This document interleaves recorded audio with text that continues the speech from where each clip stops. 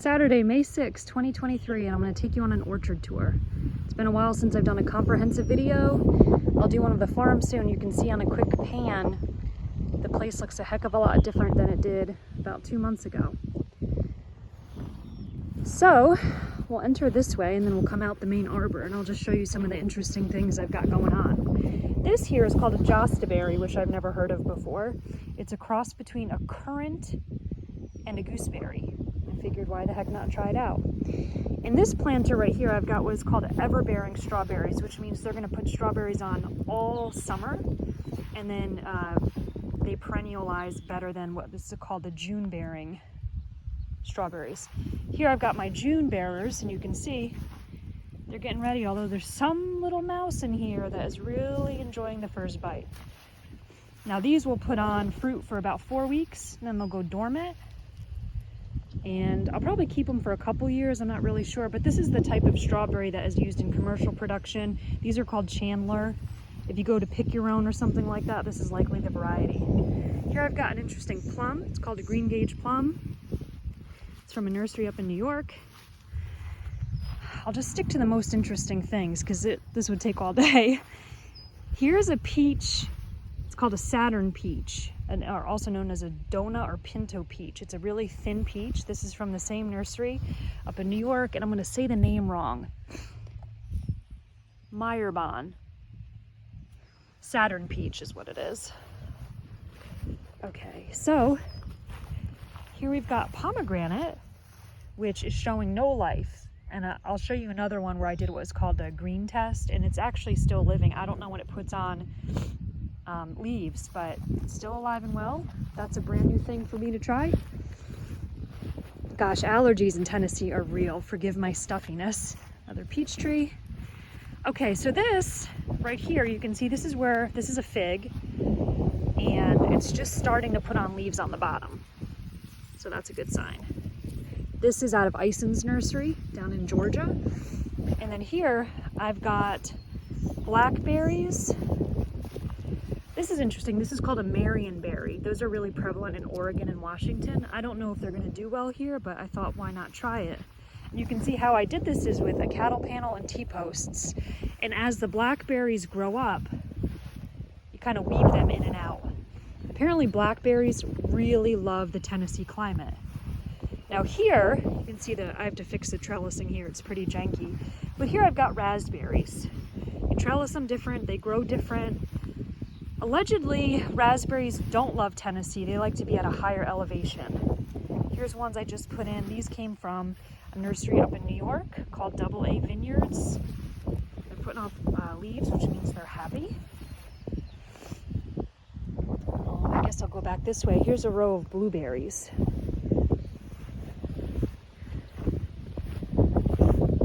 Now, I had to replace a couple because of the freeze we had. And about a month ago, we had a late freeze where the temperature dropped to be about 18. And fruit, if it gets below 28 and the fruit has blossoms, the blossoms are gone. So I'm not going to have many blueberries this year, and that's okay. Here's a peach tree. This one had really beautiful blossoms on it, but it got zapped too.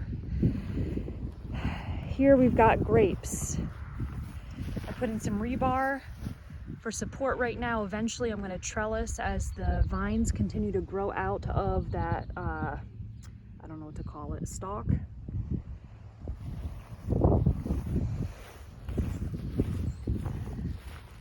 Got another peach that's real happy.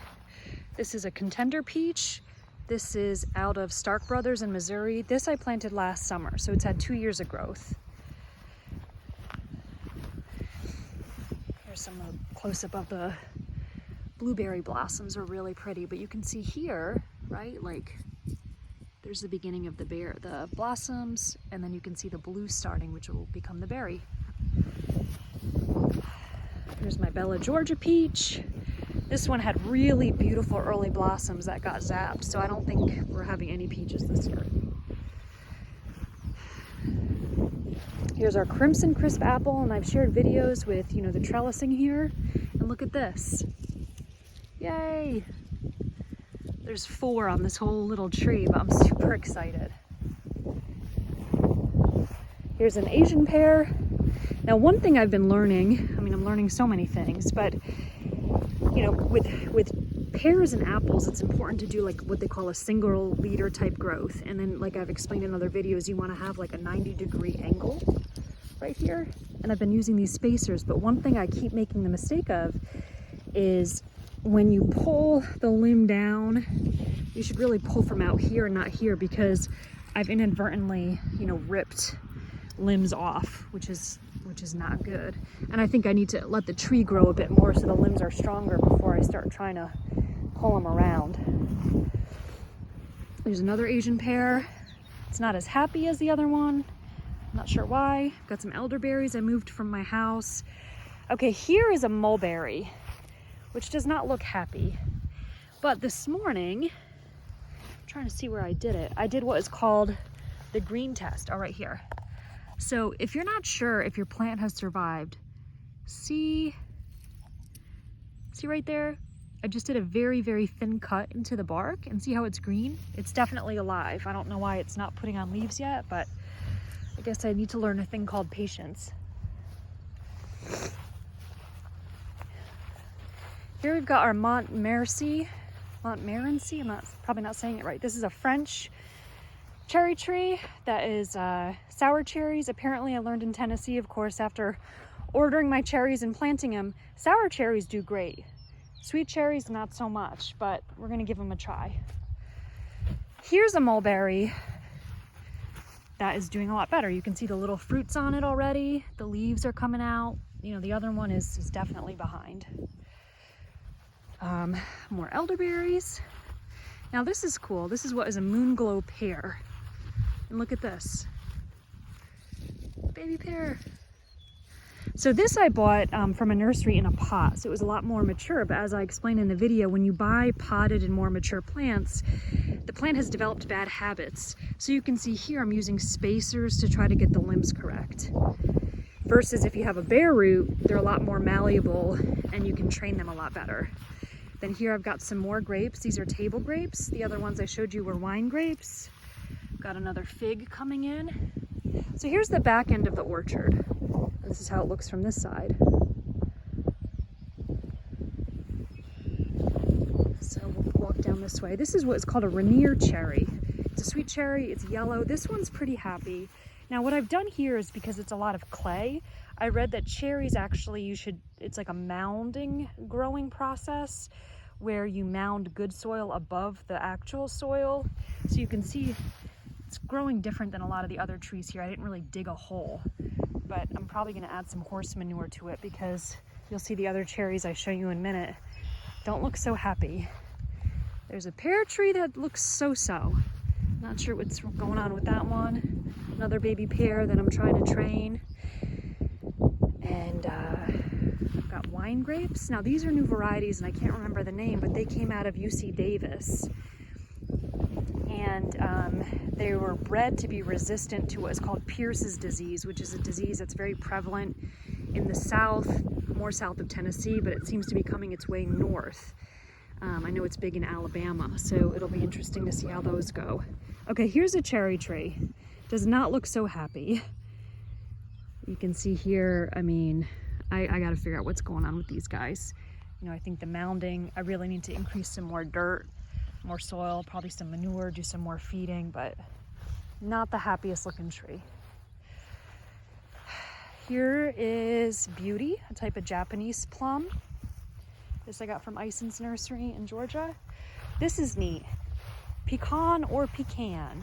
We've got a ladybug on here, which means maybe there's aphids, but it's finally starting to leaf out. You can see a bird has enjoyed hanging out on it.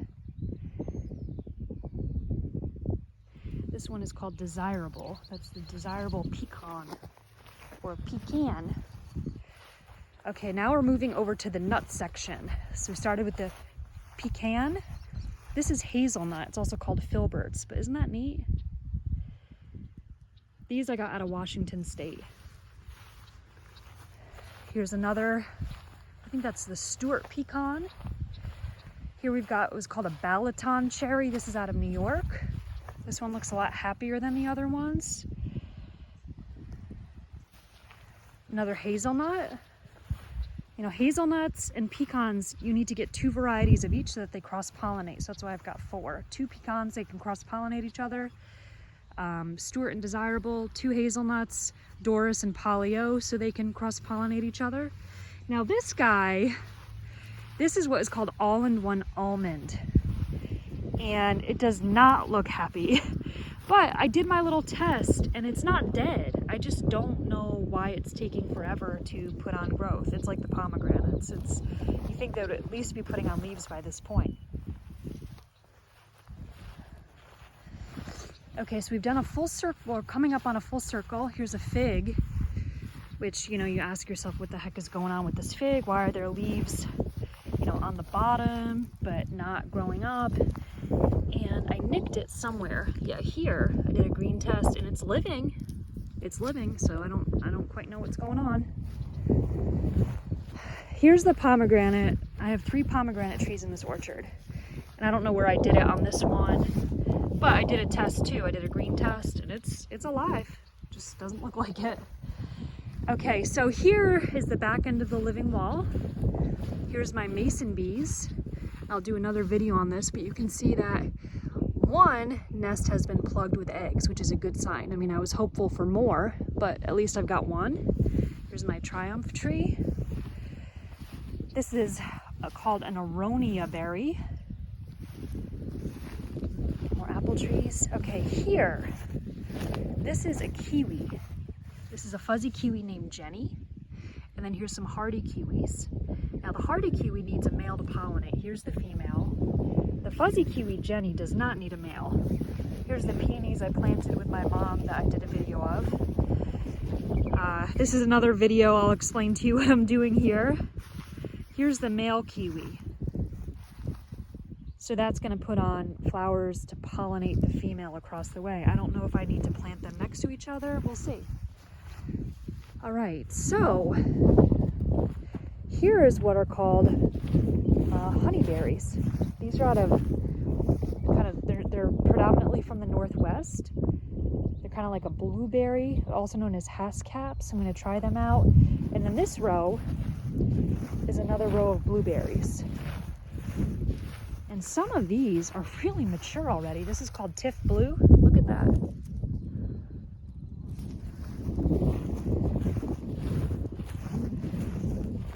Another unhappy cherry.